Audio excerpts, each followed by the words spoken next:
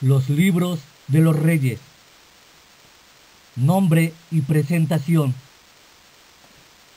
En principio, los dos libros de Reyes no eran más que uno. La Septuaginta los dividió en dos y los ligó a los libros de Samuel. Los llamaron tercera y cuarta libro de Reyes. La división fue seguida por la Vulgata latina y por la Biblia hebraica en 1448, que clasifica los dos libros entre los profetas anteriores. El nombre actual queda justificado por la importancia preeminente dado a los reyes de Israel y de Judá. Su actitud hacia Dios determina la del pueblo y la prosperidad general de la nación. ¿Quién? La tradición judía atribuye la redacción de estos libros a Jeremías, a causa de un gran parecido en el vocabulario y estilo. Además, acontecimientos importantes y contemporáneos al profeta se relatan con gran detalle. Jeremías no es mencionado, contrariamente a lo que ocurre con otros 8 profetas, y Jeremías 52 aparece casi de forma textual en Segunda de Reyes capítulo 24 versículo 18 al capítulo 25 versículo 30. Es cierto que Jeremías fue llevado a Egipto después de la caída de Jerusalén. Jeremías capítulo 43 versículo 8. Pero según las tradiciones rabínicas, Nabucodonosor lo recuperó después de conquistar Egipto en el año 568 y lo trajo a Babilonia, donde moriría nonagenariario. Esta manera de entender las cosas tiene algunos adeptos. No obstante, muchos otros autores modernos atribuyen el libro a un habitante anónimo de Judea, quizás un profeta que vivía en el exilio y que utilizó distintas fuentes, entre otras Isaías capítulo 36 y capítulo 39 y textos de Jeremías. Otros proponen el nombre de Esdras como posible autor. Es interesante notar que, aunque salido de Judá, el autor siempre tiene en mente la perspectiva de todo Israel, incluso un siglo y medio después de la caída del Reino del Norte. Cuando el libro abarca un periodo de aproximadamente 4 siglos, del año 970 al 568. Su último capítulo va hasta el año 37 de la cautividad de Joaquín en Segunda de Reyes capítulo 25 versículo 27. Sin duda fue acabado antes del final del exilio. No obstante, la repetición constante de la expresión hasta hoy, haciendo referencia a costumbres o a monumentos existentes, aún en el momento de la redacción en Palestina de antes del exilio, ha hecho pensar en otras posibles soluciones, como una primera edición aparecida antes de la caída de Jerusalén en 586, que fue completada por un autor posterior que añadió el último capítulo, o quizás el autor definitivo conservó esta expresión encontrada en sus fuentes. La comparación de Segunda de Crónicas 5:9 con seguridad posterior al exilio con Primera de Reyes capítulo 8 versículo 8 hace que nos inclinemos hacia esta solución. La cronología de los distintos reyes ha suscitado bastantes problemas, sumando sencillamente la duración de los reinados. La concordancia entre ellos no coincide.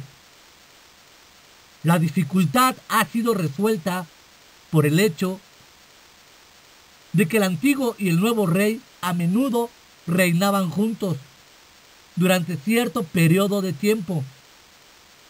Véase Primera de Reyes capítulo 1 versículo 33 y Segunda de Reyes capítulo 15 versículo 5, que se añadía al tiempo de reinado de cada uno de ellos.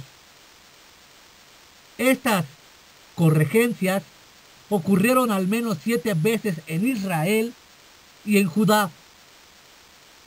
Los documentos egipcios, asirios y babilónicos, las referencias astronómicas como eclipses solares mencionados en Asiria, han permitido establecer algunos puntos seguros, como la muerte de Acab en 853, comienzo del reinado de Jehú en 841, caída de Samaria en 722 y la de Jerusalén en 586, por medio de las cuales podemos tejer una cronología relativamente fiable, donde el relato nos lleva alternativamente del reino del norte al reino del sur, de Samaria a Jerusalén. El autor final vivía entre los exiliados en Babilonia. ¿Qué? El contenido de estos libros es ante todo historia. La historia de 22 reyes de Judá, si incluimos a David y a Salomón, que se extiende durante 345 años, desde el comienzo del reinado de Salomón hasta el final del reinado de Joaquín, y la de 19 reyes de Israel, de 9 dinastías que se extienden durante 210 años, desde el cisma hasta el final del reino del norte en 722. En un tiempo de inestabilidad política en los estados hebreos, así como en todo el Oriente Medio, la preponderancia pasó rápidamente de Siria a Asiria y, posteriormente, a Babilonia. El autor de Reyes también nos explica la historia de 2 grandes profetas que marcaron su tiempo, Elías y Eliseo, así como la de 6 más que se mencionan más brevemente. Para describir esta historia, utilizó fuentes que cita en varias ocasiones: los Hechos de Salomón, las Crónicas de los Reyes de Israel y la de los Reyes de Judá, reunidas más tarde en un solo tomo, según Segunda de Crónicas capítulo 16 versículo 11. El mismo hecho de referir al lector a estas fuentes hace que sea poco probable que se trate de anales reales de tipo oficial redactados por los secretarios de los reyes. Más bien, eran libros escritos por profetas, como la que cita el autor de Crónicas en capítulo 29, versículo 29, y en Segunda de Crónicas 9, 29. La veracidad de los hechos explicados es confirmada por Oseas, Amós, Isaías y Jeremías, por los escritores del Nuevo Testamento en Mateo 12, versículo 42, Lucas capítulo 4, versículos 25 y 27, Romanos capítulo 11, versículo 2, y Santiago capítulo 5, versículos 17 y 18. Y por descubrimientos arqueológicos como las inscripciones del templo de Amón en Karnak, obeliscos de Salmanasar, estelas de mesa. No obstante, el autor no quiso componer una historia en el sentido moderno de la palabra, ni siquiera una historia relativamente completa, según la concepción de sus contemporáneos. La prueba de ello es que envía constantemente al lector a otros libros para conocer detalles suplementarios, como en Primera de Reyes capítulo 14 versículo 29, capítulo 15 versículo 7, capítulo 16 versículo 5 y capítulo 14 versículo 20 y 27.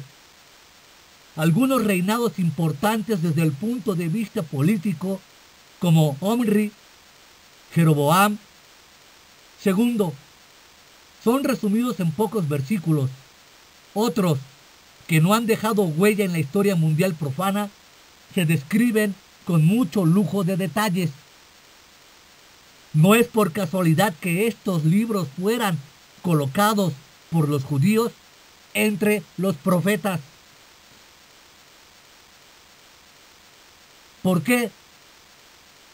La selección de los materiales de estos libros hace que aparezcan algunas ideas dominantes. Número 1.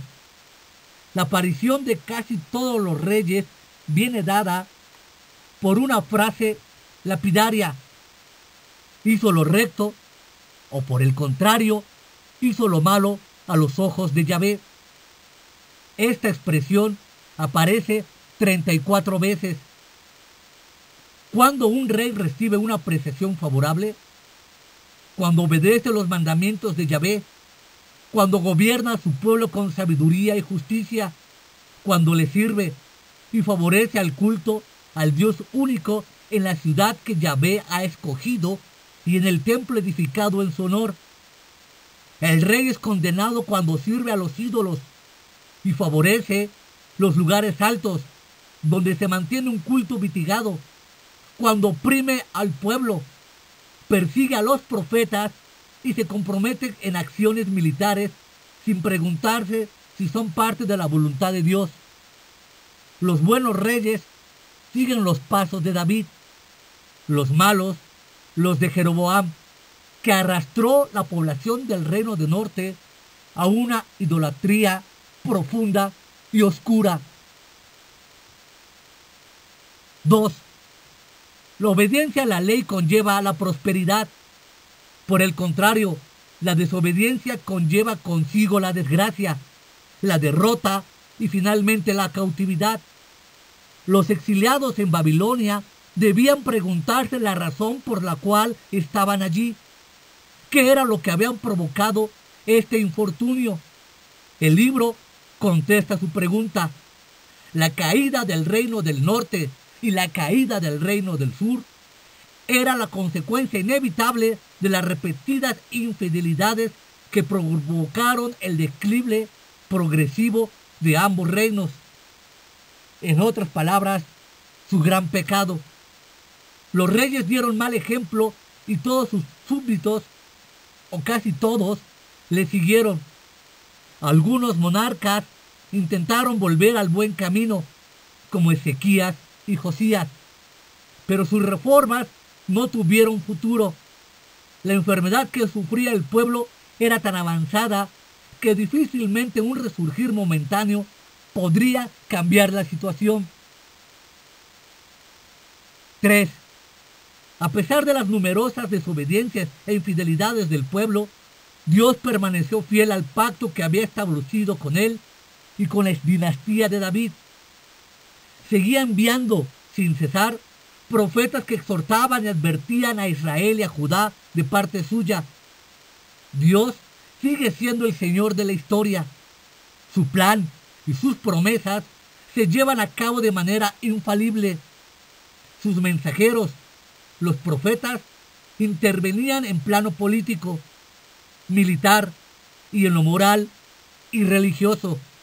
La actitud de los distintos reyes tenían hacia ellos era un elemento determinante para poder hacer una valoración de cada uno de estos reyes. En este cuadro, en el que predominan las sombras, el autor intenta dar una especial relevancia a los puntos luminosos. La gloria del reino de Salomón, que construyó el templo, la prosperidad de Ezequías, de Josías y de Joás, quienes lo restauraron. El perdón otorgado incluso a Acab, en Primera de Reyes capítulo 21, versículos 27 y 29, quien se humilló, la fidelidad de los profetas y de los 7,000 hombres que no doblaron sus rodillas delante de Baal. Todos ellos ejemplos positivos dados a los exiliados y a nosotros para animar al arrepentimiento y la confianza en Dios. Un Dios que siempre es fiel a sus promesas. Por lo menos 11 veces el autor llama nuestra atención sobre el cumplimiento de profecías anteriores. En el último capítulo, el rey davídico es liberado de su prisión y admitido en la mesa real. El libro se termina, pues, con un toque de esperanza.